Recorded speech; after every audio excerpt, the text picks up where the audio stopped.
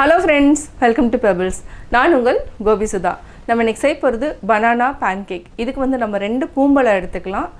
இது கூட நம்ம கோதுமை மாவு அல்லது மைதா மாவு எடுத்துக்கலாம். நான் வந்து இன்னைக்கு கோதுமை மாவு தான் எடுக்க போறேன். இதுக்கு என்னென்ன ingredients வந்து சேர்த்து போறாங்கறதை நம்ம இப்ப வீடியோல பார்க்கலாம். ஃபர்ஸ்ட் நம்ம இதுக்கு ரெண்டு வாழைப்பழம் எடுத்துக்கலாம். இது வந்து கரண்டி அதாவது ஸ்பூன் இல்லனா ஃபோர்க் வச்சிட்டு நம்ம நல்லா மசிச்சுக்கலாம். ஒரு சிலர் வந்து மிக்ஸிலயும் அடிச்சுக்குவாங்க. அது மாதிரியும் பண்ணிக்கலாம். நல்லா மசிச்சுக்கலாம். இது கூட நம்ம ஒரு 3 டேபிள்ஸ்பூன் அளவுக்கு சுகர் ஆட் பண்ணிக்கலாம். இதையும் நல்லா மிக்ஸ் பண்ணிக்கோங்க. இதிலே கொஞ்சம் லைட்டா தண்ணி விட ஆரம்பிக்கும். இதுக்கு வந்து நம்ம 1 கப் அளவுக்கு கோதுமை மாவு எடுத்துக்கிறோம். இது கூட நம்ம பேக்கிங் சோடா 1/4 டீஸ்பூன் அளவுக்கு ஆட் பண்ணிக்கலாம். இது வந்து பேக்கிங் சோடா. அடுத்து பேக்கிங் பவுடர் வந்து நம்ம ஒரு 3/4 டீஸ்பூன் அளவுக்கு ஆட் பண்ணிக்கலாம். இப்போ நம்ம இந்த மாவை வந்து சலிச்சுக்கலாம். இதுக்கு வந்து நம்ம மைதா மாவு இல்லைனா கோதுமை மாவு 1 கப் எடுத்துக்கலாம்.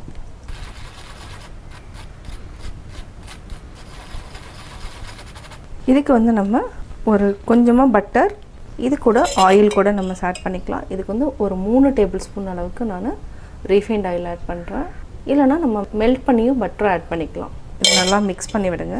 மிக்ஸ் பண்ணிவிட்டு இப்போ வெண்ணிலா எசன்ஸ் வந்து நம்ம 1 டேபிள் ஸ்பூன் அளவுக்கு ஆட் பண்ணிக்கலாம். இது வந்து வெண்ணிலா எசன்ஸ். இது வந்து டேஸ்ட் வந்து கொடுக்கும். அதனால் நான் வெண்ணிலா எசன்ஸ் ஆட் பண்ணுறேன். இது வந்து இல்லைனாலும் பரவாயில்ல, பேன்கேக் வந்து டேஸ்ட்டாக இருக்கும். இப்போ நம்ம 1 டம்ளர் அளவுக்கு பால் ஆட் பண்ணிக்கலாம். இதுக்கு வந்து தண்ணி மிக்ஸ் பண்ண வேண்டாம், ஒன்லி மில்க்கு தான் நம்ம மிக்ஸ் பண்ணணும். நம்ம கொஞ்சம் கொஞ்சமாக ஆட் பண்ணிக்கலாம். இது வந்து ரொம்ப அதாவது என்னென்னா தண்ணி மாதிரி இருக்கக்கூடாது, ரொம்ப கெட்டியாகவும் இருக்கக்கூடாது.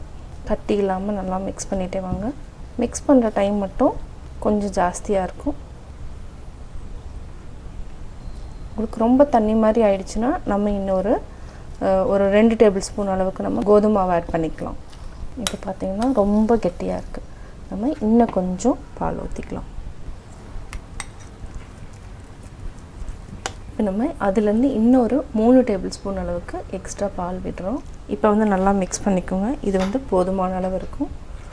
நல்லா இந்த மாதிரி குழிக்கரண்டி வச்சுட்டு நல்லா ப்ரெஸ் பண்ணி அந்த கட்டி எல்லாம் இருந்ததுன்னா நம்ம எடுத்துடணும்.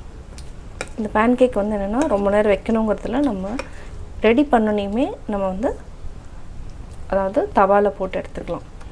இது பார்த்திங்கன்னா இந்த அளவுக்கு இருக்கணும். கன்சிஸ்டன்சி வந்து இப்படி இருக்கணும். அப்போ தான் வந்து கொஞ்சம் பேன்கேக் வந்து பஃபியாக வர ஆரம்பிக்கும். அவ்வளோதான். இப்போ நம்ம தவா வச்சுக்கலாம். இப்போ நம்ம தவாவில் பட்டர் ஆட் பண்ணிக்கலாம். பட்டர் இல்லைன்னா நம்ம ரீஃபைண்ட் ஆயில், இது ரெண்டில் எது வேணாலும் யூஸ் பண்ணிக்கலாம். பட்டர் நல்லா உருகிடுச்சு. இது வந்து நம்ம என்ன ஷேப் வேணுமோ, அதாவது என்னென்னா சின்னதாக வேணுனாலும் சின்னதாக போட்டுக்கலாம். சிம்மில் வச்சுட்டு அப்படியே நல்லா வேக வச்சுக்கலாம். இப்போ நம்ம சிம்மில் தான் வச்சுருக்குறோம்.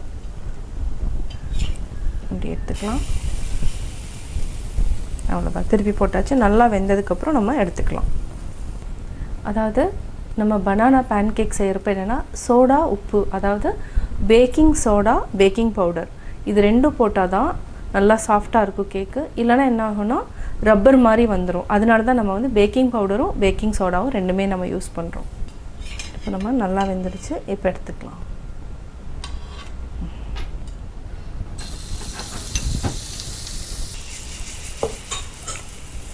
ஒரு கரண்டி ஊற்றிக்கலாம்.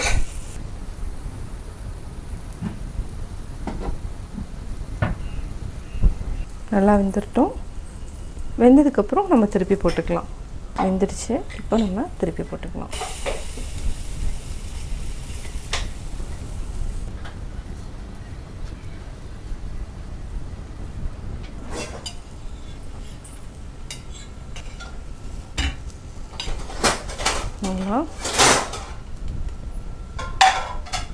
பேன்கேக் ரெடி ஆயிடுச்சு. இப்போ நம்ம எடுத்துக்கலாம்.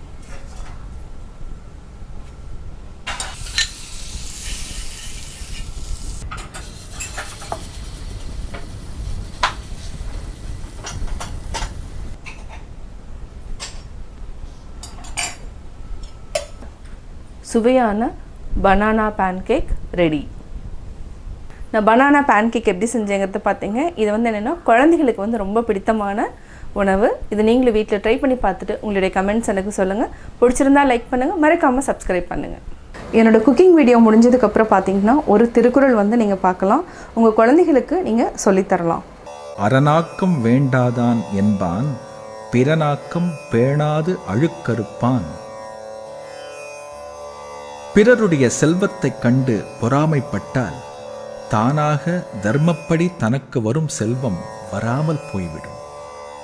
எனவே மற்றவரின் செல்வத்தை குறித்து பொறாமைப்படக்கூடாது.